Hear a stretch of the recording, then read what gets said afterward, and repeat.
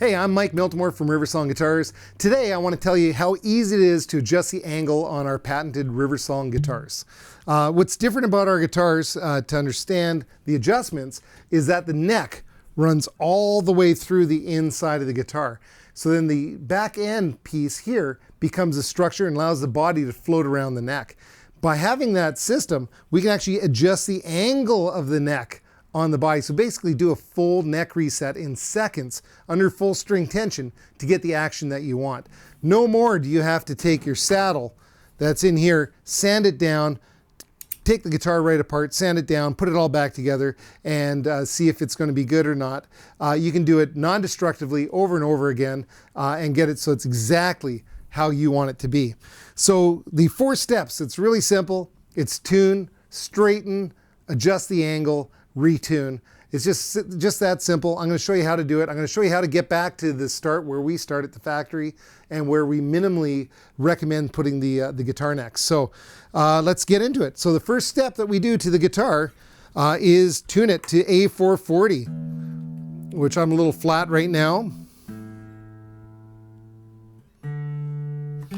By tuning it to the proper pitch, we're putting the proper amount of tension both on the guitar top and on the neck.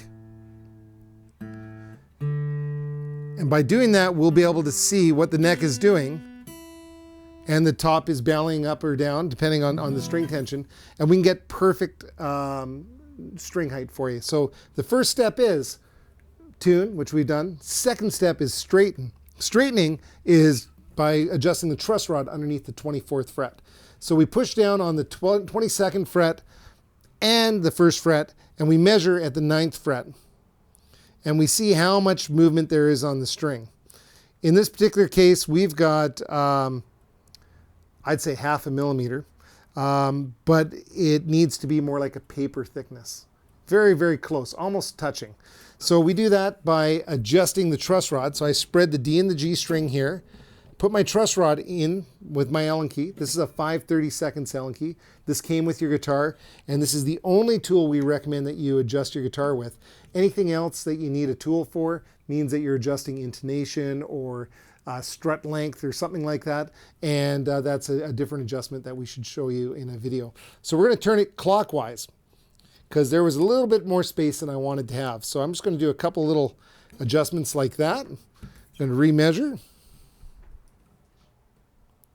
That's better. We're nice and close, really quite tight there now. So that means that my neck is nice and straight because the string is straight.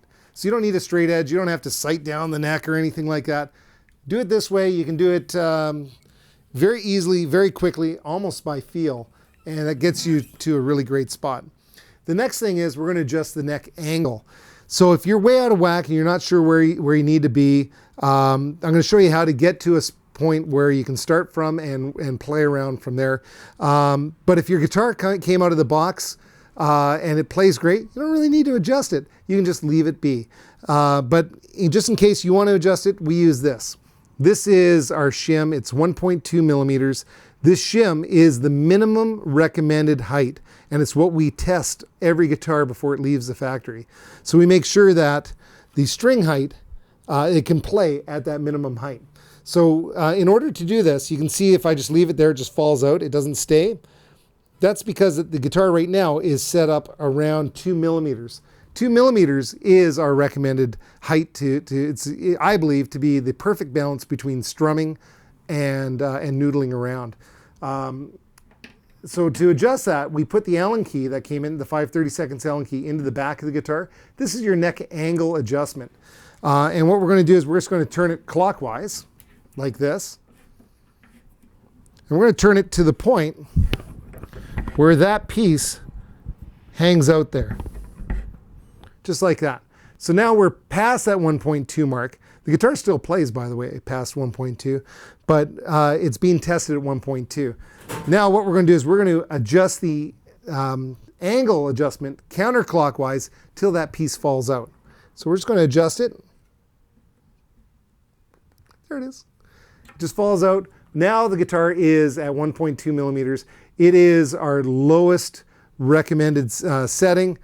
It's now F sharp, a flat F sharp, but you can play around. It feels like it's an electric guitar. It's very, very fast. But that's not where we recommend that you play your guitar at. What we recommend is 2 millimeters, which is 1 turn, 2 turns, 2.5 turns from that point. That gets you to the proper, where it just plays nice. It's that Goldilocks point. It's comfortable, it sounds great. If you want to adjust it 1 full turn closer, or 2 full turns closer, you can go around and you can adjust this all day. Because it's non-destructive. You can adjust it a 1/4 turn and back, whatever you want. I've done 2 full rotations now. So if I want to get back to where I started, I'm counting the rotations. There's another way though. You can do it simply by hitting your note. I'm a flat F sharp. If I go counterclockwise, and I had tuned right before where I was started, I can use the tuner to get me exactly back to that same point, which is right there. So that is 2 millimeters, and it's just that easy to adjust your Riversong guitar.